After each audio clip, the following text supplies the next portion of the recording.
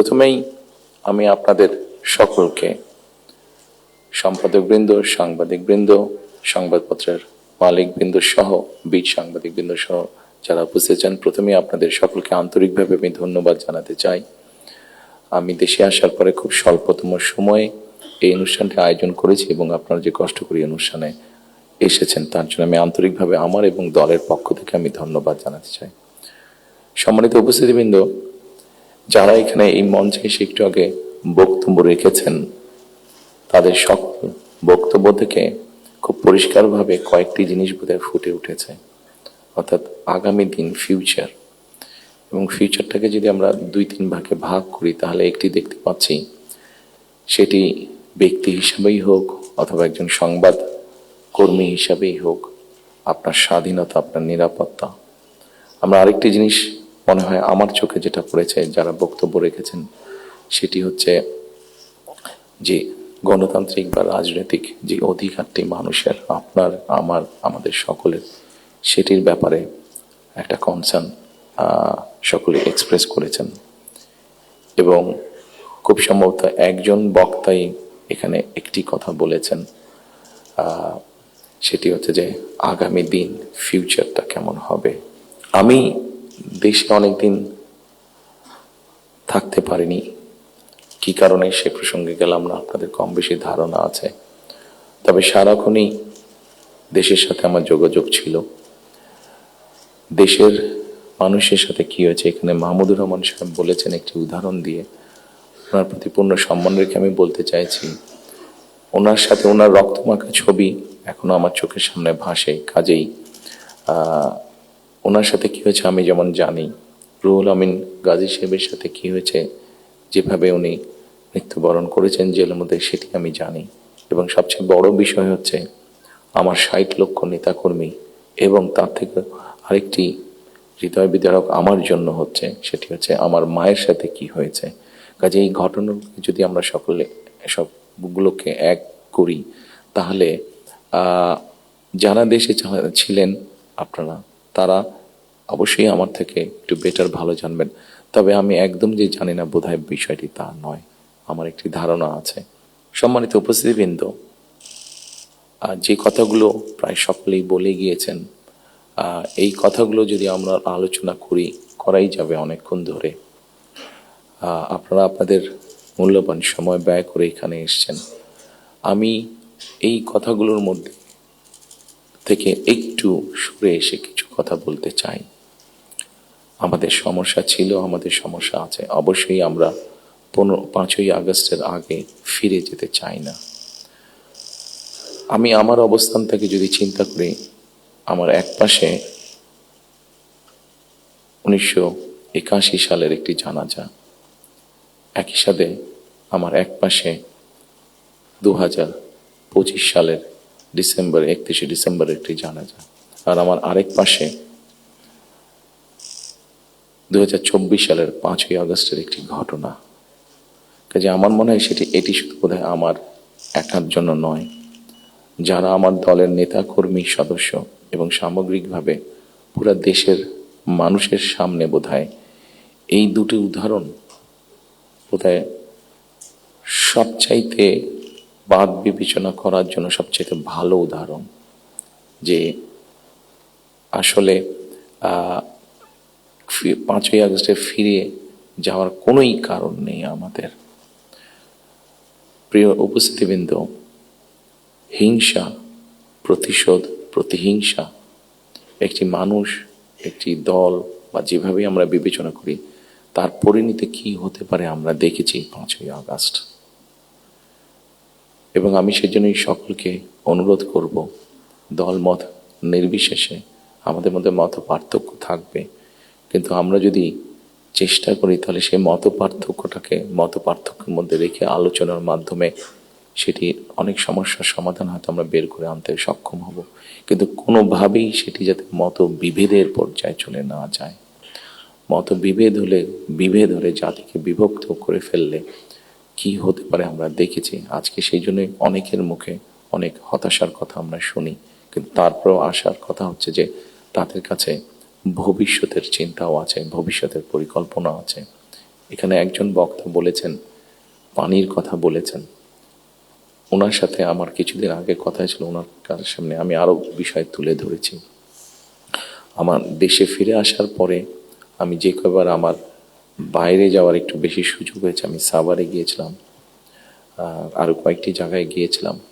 আমার কাছে মনে হয়েছে নতুন প্রজন্ম একটি গাইডেন্স চাইছে, নতুন প্রজন্ম একটি আশা দেখতে চাইছে। শুধু নতুন প্রজন্ম না, আমার কাছে মনে হয়েছে প্রত্যেকটি প্রজন্মই মনে হয় কিছু একটি গাইডেন্স চাইছে। আমরা যারা রাজনীতিবিদ করি, আমাদের কাছে হয়তো অনেক প্রত্যাশা, সকল প্রত্যাশা হয়তো বা পূরণ করা সম্ভব নয়, কিন্তু আমরা রাজনীতিবিদরা যদি 1971 সাল, 1990 সাল, 2004-এর 24 সালের 5ই আগস্ট এই সবগুলোকে আমাদের সামনে রেখে আমরা যদি দেশের স্বাধীনতা, দেশের সার্বভৌমত্বের জন্য কাজ করি, তাহলে নিশ্চয়ই আমার কাছে মনে হয় একজন রাজনৈতিক কর্মী হিসাবে আমি দৃঢ়ভাবে বিশ্বাস করি আমরা জাতিকে একটি সঠিক ডাইরেকশনে নিয়ে যেতে সক্ষম হব। আমি জানি না এটা কতটুকু রিলেটেড, একটি ছোট ঘটনা আপনাদের সামনে তুলে ধরতে চাই। আমাকে চিকিৎসার জন্য এই দেশ থেকে 2008 সালে চলে যেতে হয়েছিল যুক্তরাজ্যে।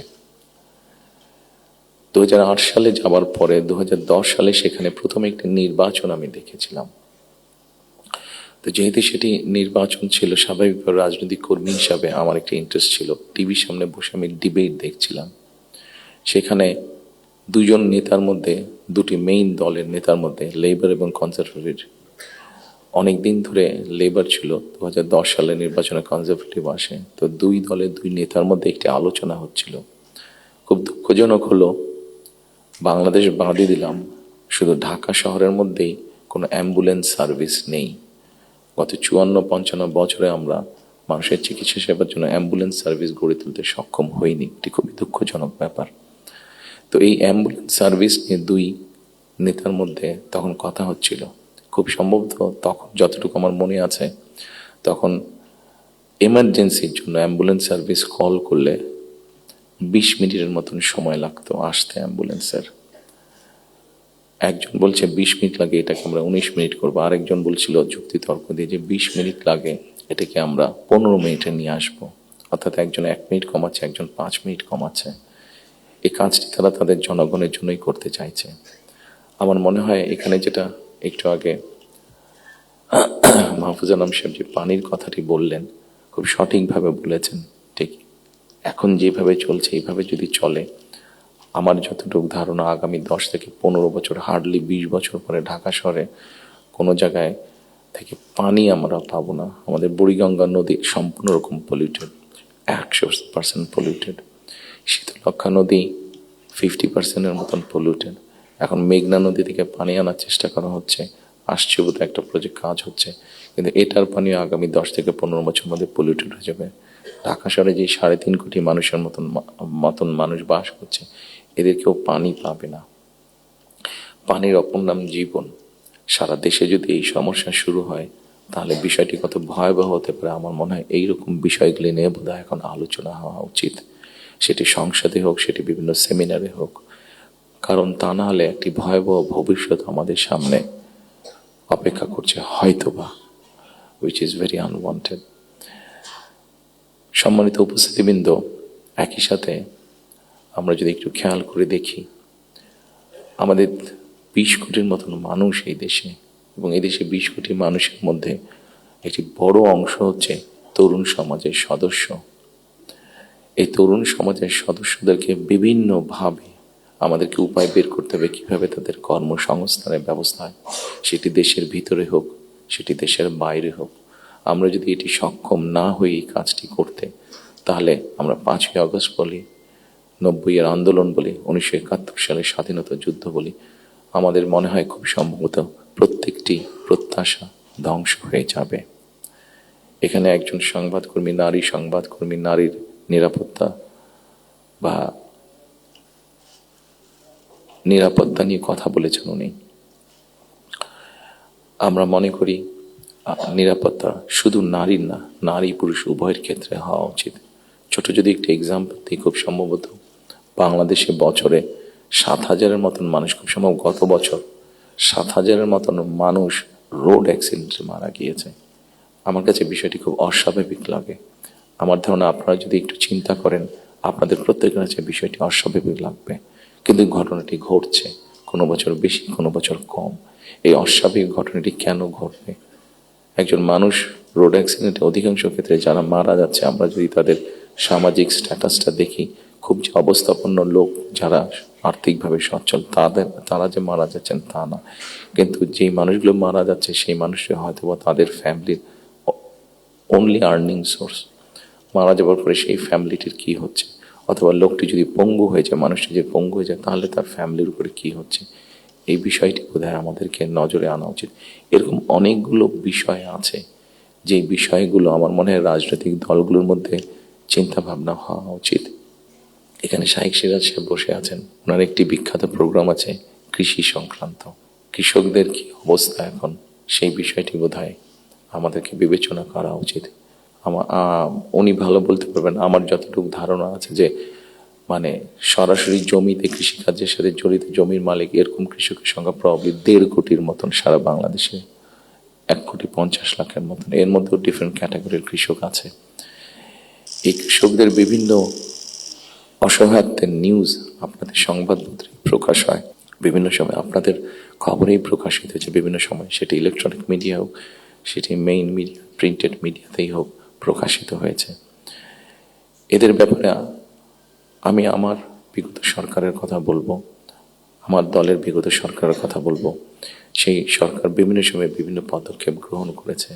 এত বিশাল সংখ্যক মানুষ, যারা 20 কোটি মানুষের খাওয়া পড়ার ব্যবস্থা করছে, খাওয়ার অন্নের সংস্থান করছে, সেই এত বড় সমাজটাকে কিভাবে সাপোর্ট দেওয়া যায়, তাদের হয়তো সেভাবে বলার সুযোগ নেই। এখানে আপনারা সংবাদপত্রের যারা কর্মী আছেন, আপনারা আপনাদের কিছু সমস্যার কথা বলেছেন।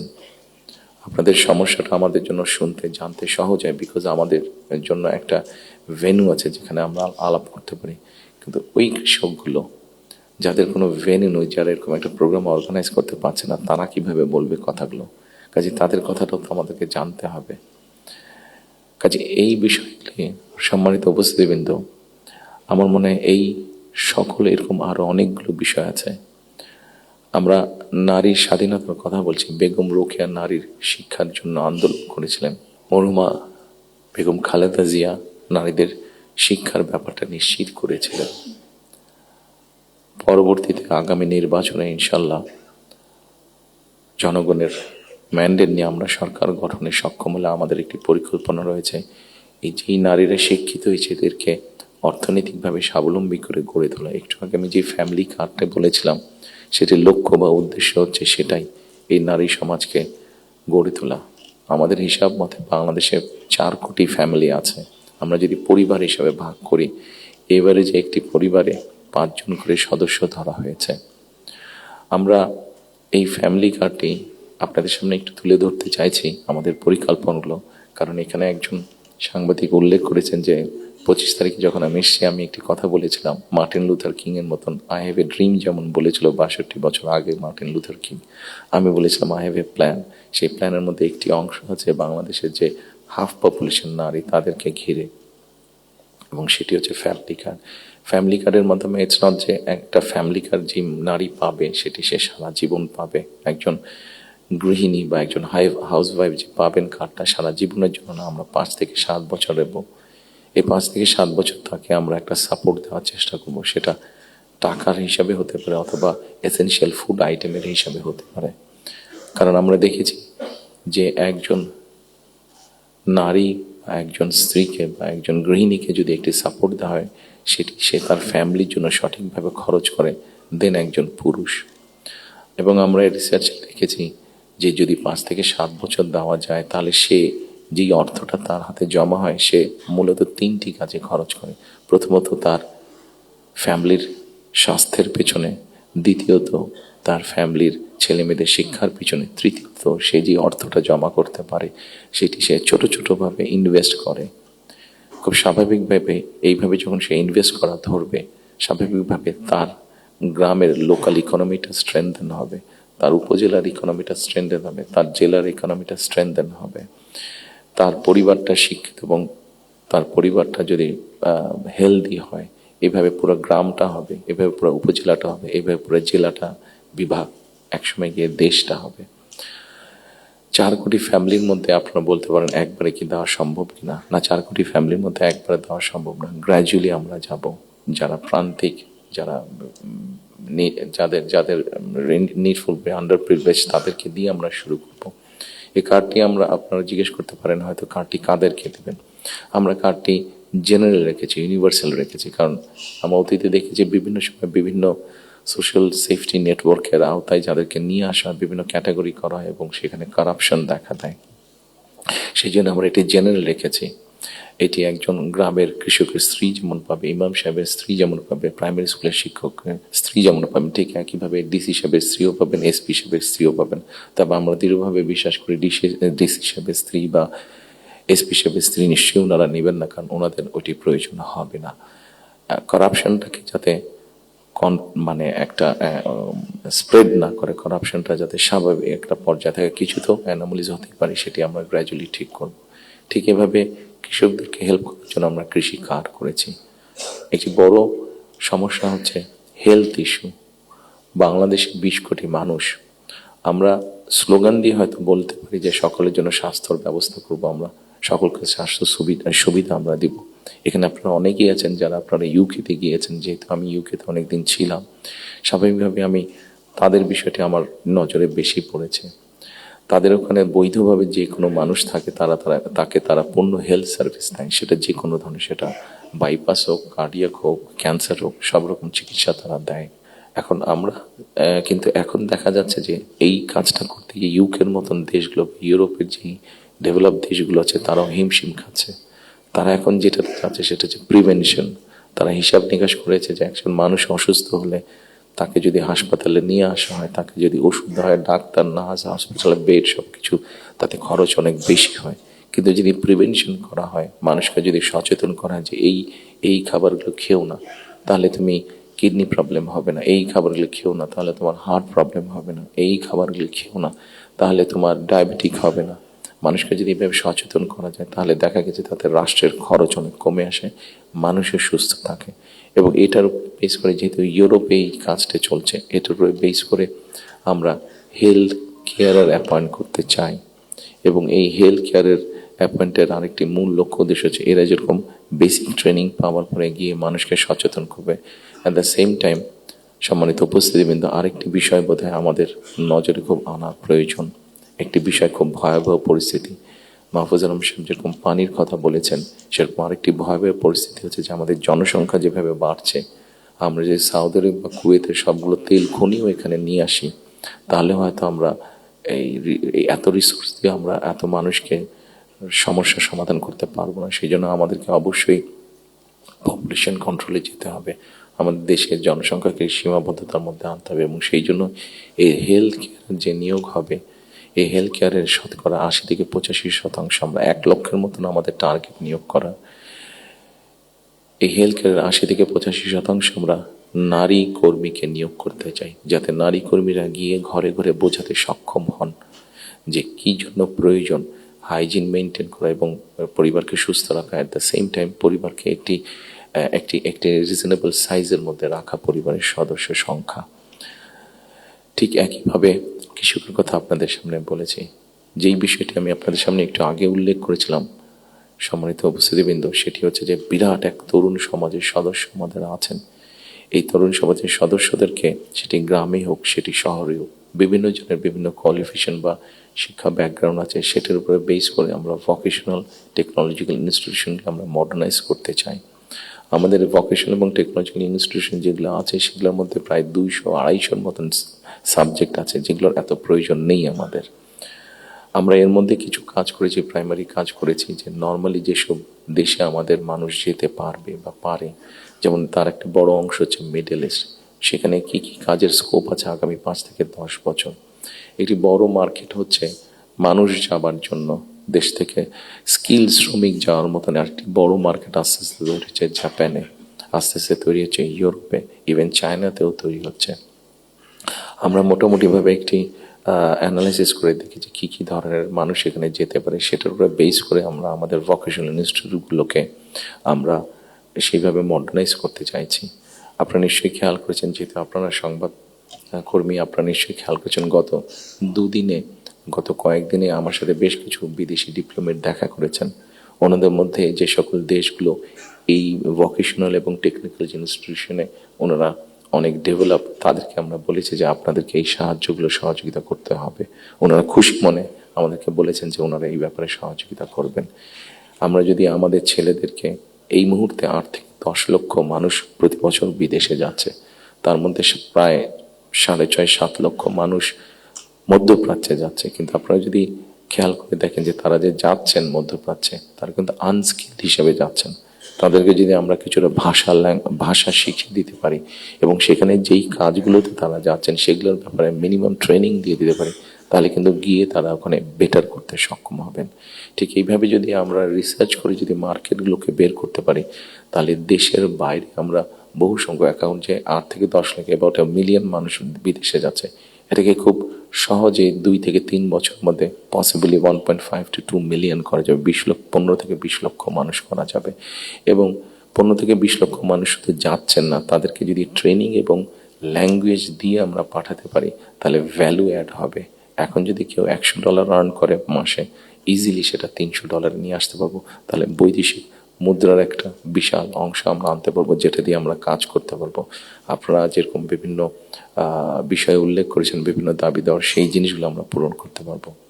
আমরা একটি জিনিস বিবেচনা করছি এই মুহূর্তে। এখন যদি আমরা দেখি আমাদের বৈদেশিক মুদ্রা উপার্জনের রাস্তা মূলত দুটি, একটি হচ্ছে গার্মেন্টস এবং একটি হচ্ছে আমাদের রেমিটেন্স, যেটা প্রবাসীরা পাঠিয়ে থাকেন কষ্ট করে। এইটির সংখ্যাকে আমরা বাড়াতে চাচ্ছি। আমরা একটি চিন্তা ভাবনা করেছি, এর মধ্যে নিজেদের মধ্যে আমরা আলাপ করেছি যে যে কোনো উদ্যোক্তা যদি একটি ইন্ডাস্ট্রি বা ফ্যাক্টরি সেট করেন, যেটির শতকরা 100 ভাগ পণ্য বিদেশে রফতানি হবে। যেমন কেউ যদি বলেন যে আমি কলমটি তৈরি করব, কিন্তু এটা not for local market, absolutely for export market, তাহলে আমরা তাদেরকে বন্ডেড ফ্যাসিলিটি দেওয়ার কথা চিন্তা করছি। কাজেই সম্মানিত উপস্থিতির মধ্যে আমি যদি এইভাবে আপনাদের সাথে আলোচনা করি, অনেক সময় লাগবে, সময় কম, আপনার প্রত্যেকে ব্যস্ত মানুষ, প্রত্যেকে আপনাদের সময়ের মূল্য আছে। আমি আমার কিছু চিন্তা ভাবনাগুলো আপনাদের সামনে শেয়ার করলাম। আপনাদের এখানে কয়েকটি কথা খুব সম্ভবত উঠে এসেছে, যতটুকু আমার মনে পড়ছে। এখানে নয়া দিগন্ত সম্পাদক সাহেব একটু আগে বলেছেন যে আমার প্ল্যানটা পরিষ্কার না। আমার মনে হয় পরিষ্কার না হলেও কিছুটা হয়তো আমি পরিষ্কার করতে সক্ষম হয়েছি। আরও কিছু প্ল্যান আছে আমাদের, যেমন কর্মসংস্থানের ক্ষেত্রে আরেকটি প্ল্যানের কথা আপনাদেরকে উল্লেখ করি। যেমন আইটি সেক্টরে আমাদের অনেক ইয়াং ছেলে মেয়ে আছে যারা আইটি সেক্টরে কাজ করছেন। আমরা স্বৈরাচারের সময় দেখেছি বাংলাদেশের বিভিন্ন জায়গায় আইটি পার্কের নামে কতগুলা বড় বড় বিল্ডিং তৈরি করা হয়েছে, কিন্তু এখনই আমি কিছু পত্রিকার পাতায় নিউজ দেখেছি, গত 2-1 বছর আগেও নিউজ দেখেছি, 2-3 বছর আগে নিউজ দেখেছি যে এই পার্কগুলো অনেক ক্ষেত্রে দেখা যাচ্ছে যে অসামাজিক কাজ হচ্ছে, অথবা সেখানে কমিউনিটি সেন্টার হচ্ছে। অর্থাৎ আইটি পার্ক বলতে যাবো যে তার বিন্দু কোনো কিছুই সেখানে নেই। প্রিয় সম্মানিত উপস্থিতিবৃন্দ, আমরা এই আইটি পার্কগুলোকে একটু ডিফারেন্টভাবে নিয়ে আসতে চাইছি। আমাদের বিভিন্ন জায়গায় যে আইটি পার্কগুলো আছে, এই আইটি পার্কগুলোকে আমরা ওই এলাকায় যদি আমরা বের করতে পারি, আমাদের তরুণ সমাজের কারা কারা আইটিতে কাজ করছেন, অনেকেই কাজ করছেন। কেউ কাজ করছেন ডাটা প্রসেসিংয়ে, কেউ কাজ করছেন হয়তো কোনো রকম ডিজাইনিংয়ে, কেউ কাজ করছেন হয়তো অনলাইন শপিং মানে অনলাইন ট্রেড করছেন অনেকে। আমাদের একটা চিন্তা ভাবনা আছে যে এই মানুষগুলোকে একত্রিত করে আমরা ওই আইটি পার্কগুলোকে ফ্রি ওয়াইফাই দেবো এবং তাদেরকে ছোট ছোট স্পেস করে তাদেরকে অফিস করে দেবো। এখন হয়তো তারা হলে যারা থাকছেন, যদি স্টুডেন্ট হয়ে থাকেন হলে বিছানার উপরে কাজ করছে, তাহলে মেসে থাকলে মেসের ওই ছোট্ট কোনায় কাজ করছে, অথবা বাসায় থাকলে হয়তো বিছানার উপরে বসে কাজ করছে, অথবা ছোট্ট একটা টেবিল চেয়ার নিয়ে কাজ করছে। কিন্তু আমরা যদি তাদেরকে একটা স্পেস করে দিতে পারি, তাহলে কিন্তু তারা তাদের বিজনেসটা অনেক ফ্লরিশ করতে পারবে এবং স্বাভাবিকভাবে তার বিজনেস যখন ফ্লরিশ হবে, সে তখন আরও হয়তো তার মতন আরো কয়েকজনকে একসাথে নিয়ে আরো একটু বড় কোম্পানি করবে। অর্থাৎ এই সবগুলো সম্ভাবনার কথা বলছে, এবং এই সম্ভাবনার কথাগুলো অবাস্তব নয়। আমরা চেষ্টা করলে এই সম্ভাবনাগুলো আমরা বাস্তব রূপ দিতে পারবো। ঠিক একইভাবে আজকাল ফেসবুকে গেলে অথবা টিকটকে গেলে আমরা দেখি আমাদের তরুণ সমাজের সদস্যরা অনেকে অনেক প্রতিভাবান, বিভিন্ন রকম কন্টেন্ট তারা মেক করছেন। এই কন্টেন্ট মেক করতে গেলে সরকারের কিছু পলিসি আছে, যে পলিসিগুলো ঠিক করতে পারলে তাদের জন্য বেটার হবে, তাদের ইনকামটা বেড়ে যাবে। ইন্টারন্যাশনাল গেটওয়ে যে আছে, যেখানে কারেন্সি আসে বা যায়, এখানে কিছু সমস্যা আছে, পেপাল সহ এরকম যেগুলো আছে, আমরা এরই মধ্যে তাদের সাথে কথা বলেছি যে কিভাবে এই সমস্যাগুলো সমাধান করা যায়। অর্থাৎ যারা আমাদের অনলাইনে কাজ করবে বা কন্টেন্ট মেক করবে, এরা যে যাবে, এরা যে অ্যাড হবে, যে ইনকামটা তাদের আসবে, সেটা কিভাবে সহজে তাদের কাছে এসে পৌঁছতে পারে, এ ব্যাপারে আমরা তাদের সাথে মোটামুটিভাবে আলাপ করেছি। ইনশাল্লাহ আমরা গভর্নমেন্ট ফর্ম করতে পারলে এই ব্যাপারটা আমরা দ্রুততার সাথে করতে তখন সক্ষম হব এই সমস্যাটার সমাধান করতে। সম্মানিত উপস্থিতিবৃন্দ, আমাদের সামনে আপনারা এখানে অনেকে উপস্থিত আছেন যাদের অনেক লম্বা অভিজ্ঞতা আছে দেশ স্বাধীনের পর থেকে। আমাদের দেশ স্বাধীনের পর থেকে অনেক উথাল পাতাল ঝড় অনেক হয়েছে রাজনৈতিক অঙ্গন থেকে অর্থনৈতিক অঙ্গনে। এখানে একজন বক্তা বলে গিয়েছেন যে সামনে আমাদের চ্যালেঞ্জ আছে। একজন রাজনৈতিক কর্মী হিসাবে আমার কাছে মনে হয় ইয়েস, সামনে আমাদের অনেক কঠিন চ্যালেঞ্জ আছে, আমাদের মধ্যে বিভিন্ন রকম মত পার্থক্য আছে। একজন রাজনৈতিক কর্মী হিসাবে আজকে আপনাদের কাছে এবং আপনাদের মাধ্যমে সকল রাজনৈতিক দলের সদস্যদের কাছে, সামগ্রিকভাবে সমাজের সকল মানুষের কাছে আমি একটি বিনীত আহ্বান রাখতে চাই যে আমাদের বিভিন্ন মত পার্থক্যগুলো নিয়ে যাতে আমরা আলোচনা করতে পারি, আলাপ করতে পারি। আমাদেরকে যে কোনো মূল্যে ডেমোক্রেটিক প্রসেস, যেটা আমরা 12 তারিখ থেকে ইনশাল্লাহ শুরু করতে যাচ্ছি। এখানে এনটিভির আমাদের ওনার নামটা আমি জি জহিরুল আলম সাহেব অনেক আগে আমার একটা ইন্টারভিউ নিয়েছিলেন। আমি ওনাকে খুব সম্ভবত ওনাকে বলেছিলাম, অথবা মতি ভাই এখানে উপস্থিত আছেন, মানব জীবনের মতি ভাই, খুব সম্ভব ওনার ইন্টারভিউতে আমি বলেছিলাম যে আমাদেরকে যে কোনো মূল্যে হোক ডেমোক্রেটিক প্রসেসটা চালু রাখতে হবে, আমাদের জবাবদিহিতাটা চালু রাখতে হবে যে কোনো মূল্যে। সেটি জাতীয় পর্যায়ে হোক, সেটি লোকাল পর্যায়ে হোক, অর্থাৎ ইউনিয়ন পরিষদ নির্বাচন, পৌরসভার নির্বাচন, লোকাল পর্যায়ে হোক, সেটা কোনো ট্রেড বডির ইলেকশন হোক। আমার ব্যক্তি যেটা বিশ্বাস, আমরা যে কোনো মূল্যে যদি এই যে জবাবদিহিতাটা, গণতান্ত্রিক প্রসেসটা যদি আমরা কন্টিনিউ করতে পারি, অনেক বেগ হয়তো আসবে, অনেক কঠিন হবে, কিন্তু একটা সার্টেন টাইম পর আমরা যদি গণতান্ত্রিক প্রসেসটাকে কন্টিনিউ করে যেতে পারি, তাহলে নিশ্চয়ই আমরা অবস্থার পরিবর্তন ঘটাতে সক্ষম হব।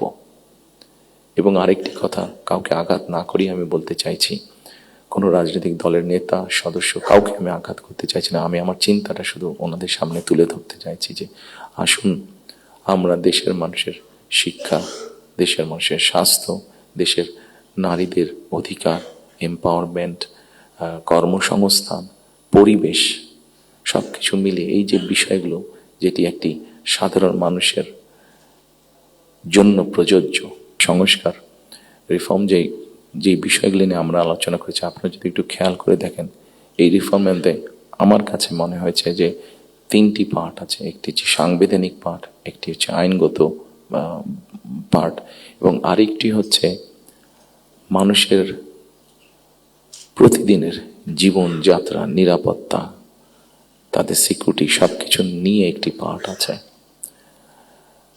আমরা সাংবিধানিক বিষয় নিয়ে আলোচনা করেছি, আইনগত বিষয় নিয়ে আলোচনা করেছি।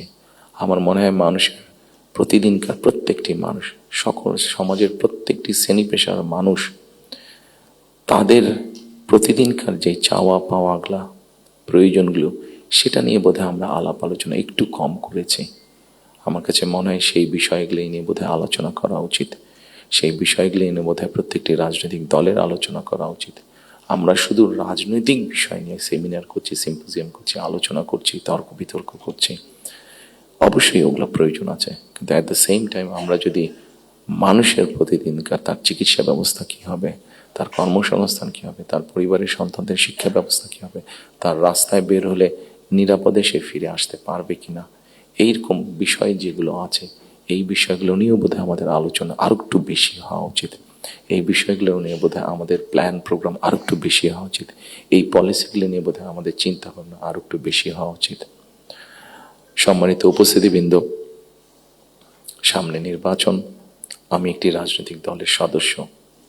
স্বাভাবিকভাবেই আমরা 22 তারিখ থেকে আমাদের সকল রকম পরিকল্পনা নিয়ে জনগণের সামনে যাব।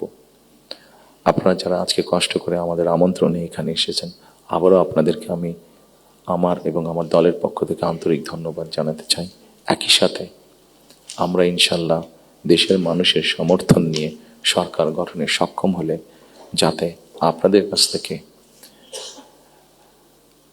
কাছ থেকে এমন ধরনের আলোচনা সমালোচনা আমরা পাই যেটা আমাদেরকে সাহায্য করবে দেশকে সামনে এগিয়ে নিয়ে যেতে। শুধু সমালোচনা করার জন্য নয়, আপনাদের কাছ থেকে এমন সমালোচনা আমরা পাই যাতে আমরা দেশের মানুষের যে সমস্যাগুলো আছে সেই সমস্যাগুলো যাতে আমরা সমাধান করতে সক্ষম হই। আমরা সরকার গঠনে সক্ষম হলে সেই প্রত্যাশা রেখে আবার আপনাদেরকে ধন্যবাদ জানিয়ে আমার বক্তব্য শেষ করছি। আসসালামু আলাইকুম।